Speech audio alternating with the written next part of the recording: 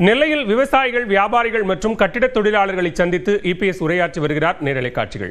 சில இடத்துல நிலம் எடுத்துத்தான் ஆகணும். இருந்தாலும் மீத்தேன், நீத்தேன் போன்ற இந்த திட்டத்தை எல்லாம் கொண்டு வருகின்ற போது தடுத்து நிறுத்துறதுக்காக நாங்கள் பாதுகாக்கப்பட்ட வேளாண் மண்டலம் கொண்டாந்து தடுத்து நிறுத்தணும். விவசாயியுடைய பூமியில பாதுகாத்தோம் எங்களுடைய அரசாங்கம். விவசாயிகளுக்கு மும்முனை மின்சாரம் முக்கியம். ஏன்னா பகலில் தான் தொழிலாளிகளாக வராங்க, வேளாண் தொழிலாளி. இரவில் யாரும் வர்றதில்லை. இரவில் யாரும் நீர் பாய்ச்சவே முடியாது. இன்னைக்கு காலம் மாறி போயிடுது. ஒரு காலத்தில் இரவில் நீர் பாய்ச்சிக்கிட்டு இருந்தோம், அதுக்கு ஆள் கிடைச்சது. இன்றைய தினம் இரவில் போய் விவசாய பணிக்காக ஆட்கள் வருவது கூட நாமளும் இரவில் போய் நீர் பாய்ச்சறது கடினம். ஏன்னா விஷப்பூச்சிகள்லாம் நமக்கு தாக்கிவிடும். அதனால தான் அதிமுக ஆட்சி இருக்கணும். மும்முனை மின்சாரம் 24 மணி நேரம் விவசாயிகளுக்கு வழங்கப்படும் என்று தொடர்ந்து அதிமுக ஆட்சியில் அதை செயல்படுத்தி காட்டினோம். இப்பொழுது ஷிப்ட் முறையில் விவசாயிகளுக்கு மின்சாரம் கொடுப்பதாக தகவல் கிடைத்திருக்கின்றது. மீண்டும் அதிமுக ஆட்சி வந்தவர்கள் விவசாயிகளுடைய நீண்ட நாள் கோரிக்கையை ஏற்று மும்முனை மின்சாரம் தொடர்ந்து விவசாயிகள் பணிக்கு வழங்கப்படும். எங்களுடைய கட்டிட தொழிலாளர் பற்றி சொன்னார்கள்.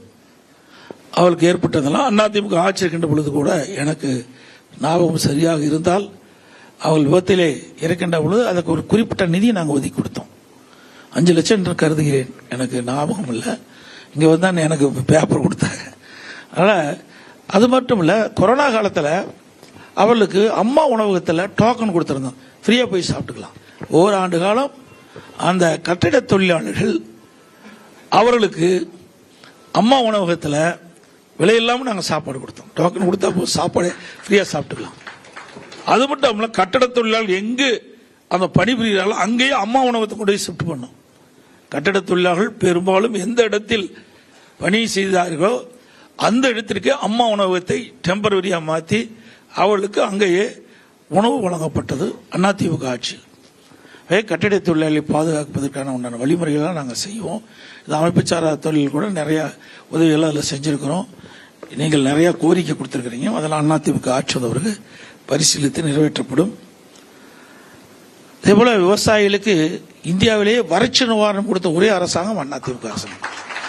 2248 கோடி வறட்சி நிவாரணம். தமிழக வரலாற்றிலும் சரி, இந்திய வரலாற்றிலும் வறட்சி நிவாரணம் என்ற பேச்சே இடமில்லை. அந்த விவசாயிகள் வறட்சியில் 2017 விவசாயிகள் பாதிக்கப்பட்டாங்க. அவர் பயிர்கள் எல்லாம் கருகி சேதமடைந்தது. அதையெல்லாம் கணக்கிட்டு வறட்சி நிவாரணம் அளித்ததும் அதிமுக ஆட்சி தான். நெல் கொள்முதல் நிலையம் பல இடத்துல விவசாயிகள் உற்பத்தி செய்யப்பட்ட நெல்லை விற்பனை செய்யணும்னா ஆன்லைனில் போட்டு கொண்டு போய் செய்யணும் ஒரு புதிய விதிமுறைகளை கொண்டாந்துருக்கேன். அதனால பல சிரமம் இருப்பதாக விவசாயிகள் தெரிவித்தார்கள். அதோட விற்பனைக்கு நேரடி நெல் கொள்முதல் கொண்டு போனாலும் உடனடியாக கொள்முதல் செய்வதில்லை, திறந்த வெளியில் அடிக்கிறாங்க. அதனால் மழை காலத்தில் அந்த நெல்மணிகள்லாம் முளைத்து வீணாகிறது, சேதமடைகிறது. அதை பாதுகாக்க வேண்டும் என்று சொல்லியிருக்கிறாங்க. அதிமுக ஆட்சி வந்த பிறகு நெல் கொள்முதலுக்கு விவசாயி கொண்டு சென்றவுடன் உடனுக்குடன் நெல் கொள்முதல் செஞ்சு அவருடைய வங்கி கணக்கிலே வரவு வைக்கப்படும் என்ற செய்தியை நேரத்தில் சொல்லிக்கிறேன். வேளாண் கருவிகள், விவசாயிகளுக்கு வேளாண் கருவிகள் வாங்குவதற்கு நிறைய மானியம் கொடுத்தோம். இன்னைக்கு பெண்கள் மேல பெண் விவசாயியா இருந்தா 50%. நெல்லையில் விவசாயிகள் மற்றும் வியாபாரிகளுடன் அதிமுக பொதுச் செயலாளர் எடப்பாடி பழனிசாமி உரையாற்றி வந்த நேரலை காட்சிகளை பார்த்தோம்.